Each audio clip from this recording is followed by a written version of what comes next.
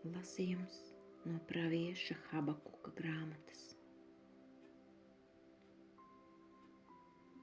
Vai tad ne tu esi jau kopš laiku sākuma, kungs, mans Dievs, mans svētais, kas nekad nemirsi? Kungs, kaldejiešu tautu tu esi paredzējis tiesai. Mana klints, tu viņus esi uzglabājis pārmācībai. Pārāk tīras ir tavas acis, lai tu uzlūkotu ļaunu. Tu nespēsi raudzīties uz noziedzību.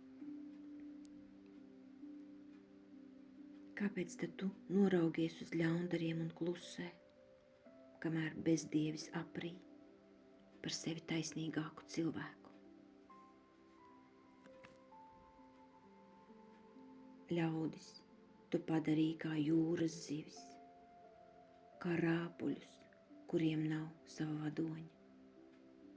Iebrucējs visus saķer uz āķa, ievelk tos savos valgos un savāc savā tīklā, priecādamies par to un līksmojot.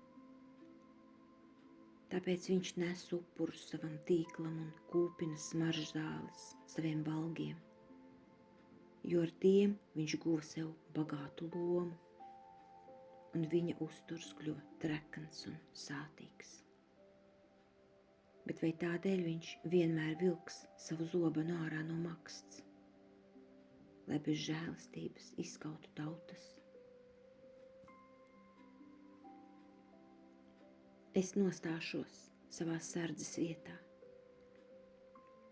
un uzkāpšu novērotāja tornī un vērošu, lai redzētu, ko viņš man sacīs un ko atbildēs uz manu sūdzēšanos. Un kungs atbildēja man un sacīja: uzraksti redzēto un iegreb to plāksnēs, lai lasītājs var viegli to izlasīt. Jo šis redzējums ir noteiktam laikam, tomēr tā piepildīšanās noteikti pienāks. Bet ja vilcinātos, tad gaidi to, jo tas ātri atnāks un nekavēsies. Lūk, nonīks tas, kuram dvēsele nav krietna, bet taisnīgais, pateicoties savai uzticībai, dzīvos. Tas ir Dieva vārds.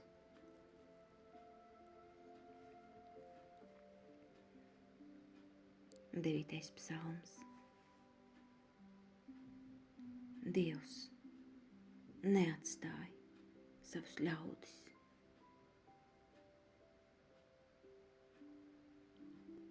Kungs valdīs uz mūžiem. Tiesai viņš ir sagatavojis savu troni. Un pats viņš pasauli tiesās pēc taisnības. Pēc patiesības viņš lems par tautām. Un kungs būs patvērums apspiestajiem, patvērums ciešanu laikā. Un lai cer uz tevi tie, kas pazīst tavu vārdu. Jo tu, kungs, neatstāji tos, kas tevi meklē.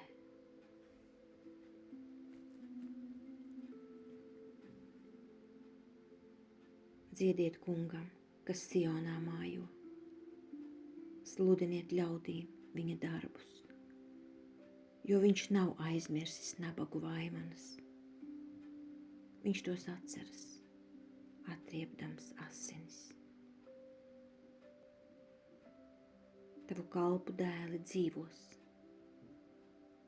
un viņu bērni pastāvēs tavā priekšā. lai viņi Sionā sludinātu Kunga vārdu un Jeruzālēmē viņa slavu. Kad pulcēsies kopā tautas un valstis, lai kalpotu Kungam. Dievs neatstāja savus ļaudis.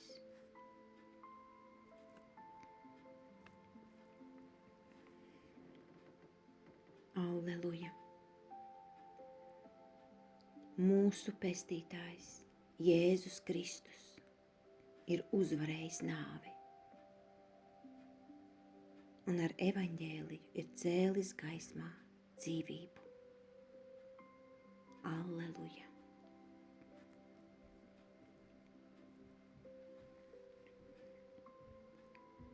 Lasījums no Svētā evaņģēlija, ko uzrakstījis Matejs.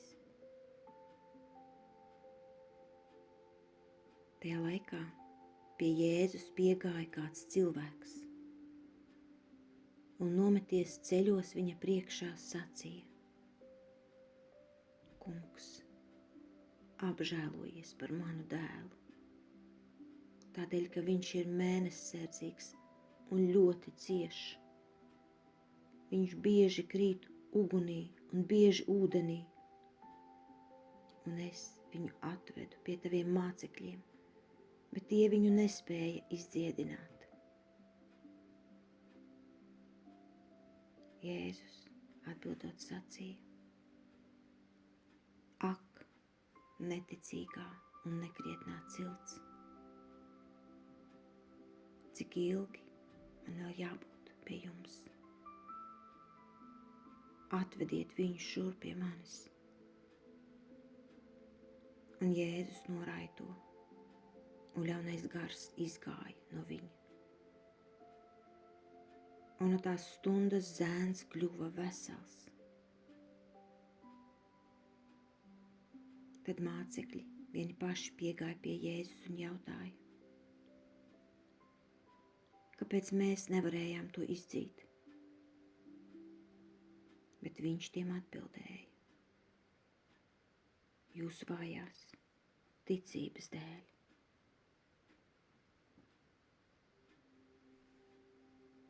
Patiesi, es jums saku, ja jūsu ticība būs kā sinepju grauds, un jūs sacīsiet šim kalnam: pārcelies no šejienes uz turieni, tad tas pārcelsies. Un nekas jums nebūs neiespējams.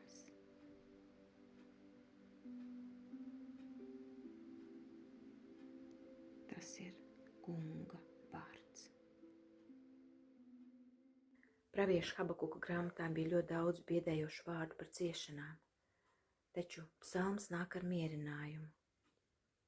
Kungs būs patvērums apspiestajiem, patvērums ciešanu laikā, un lai cer uz tevi tie, kas pazīst tavu vārdu, jo tu, Kungs, neatstāji tos, kas tevi meklē.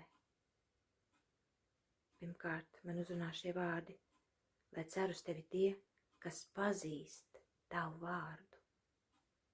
Pazīst. Pazīt. Ko nozīmē pazīt? Vai es cilvēku, kuru satikusi vienu reizi, jau pazīstu, vai tikai atpazīstu viņu pēc izskata?